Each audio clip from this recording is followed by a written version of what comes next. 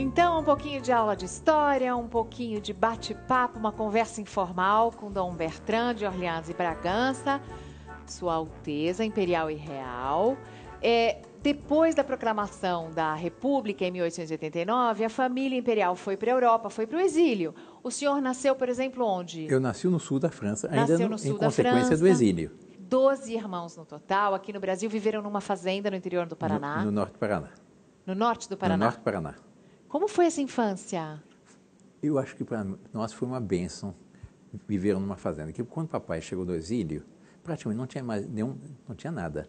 Um português rico do Rio de Janeiro deu uma casa no centro, ele vendeu e comprou uma fazenda no norte do Paraná, 63 alqueires, no qual nós fomos educados. E para nós foi sumamente benéfico, porque a vida de fazenda, o contato com os empregados, com os colonos e aquele ambiente familiar, com o conjunto da fazenda, foi muito, é a escola da vida. E ao voltar para o Brasil, o senhor foi levado, visitou, foi conhecer os antigos palácios que viraram museu? Fomos conhecer o Palácio Petrópolis, no Rio de Janeiro, o Museu Nacional, o Paço São Cristóvão, o Paço da Cidade, que depois foi o Correio, hoje em dia voltou a chamar Paço da Cidade, etc. Então a gente vai mostrar agora. Nós temos todas as relíquias do antigo império. Então a gente vai mostrar agora um pouquinho do que sobrou da monarquia no Brasil. Para quem não conhece, vamos começar com o Palácio de São Cristóvão, no Rio de Janeiro.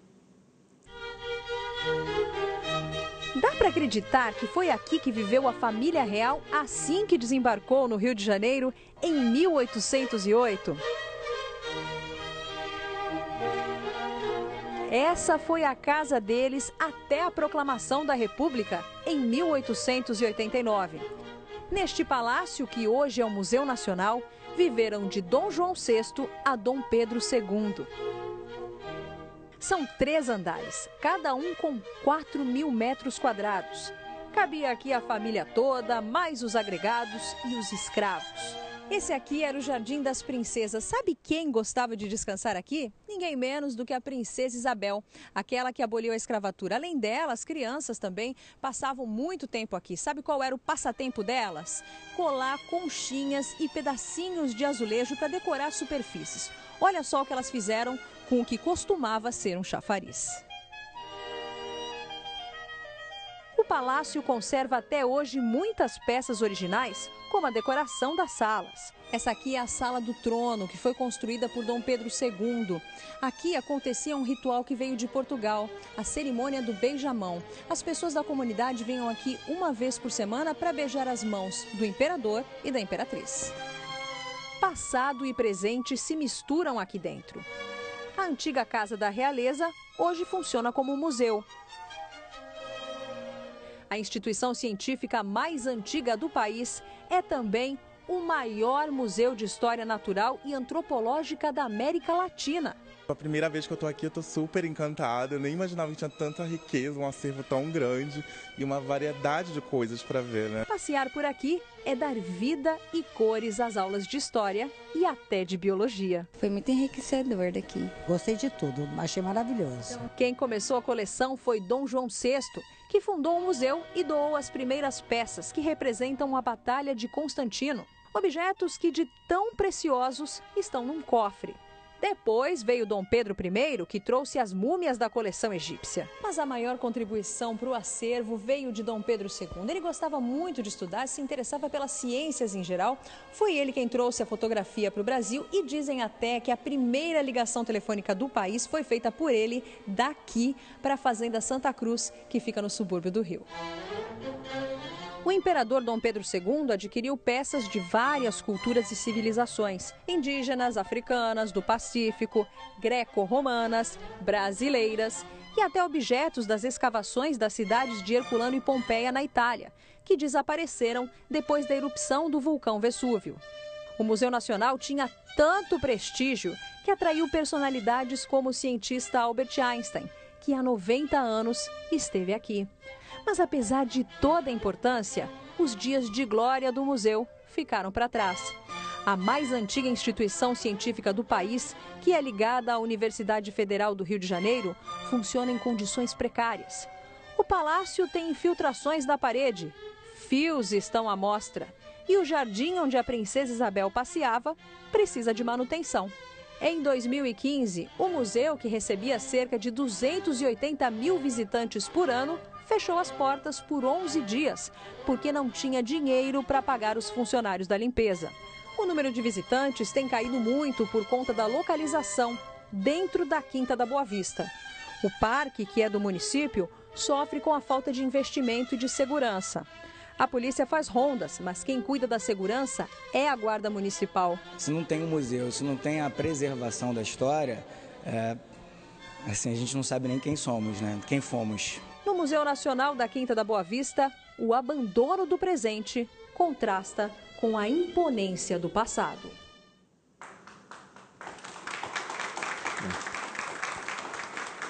Qual foi a sua impressão quando o senhor conheceu e hoje, quando o senhor vê o estado do que sobrou de patrimônio? Eu acho que é lamentável o estado em que deixaram o nosso patrimônio.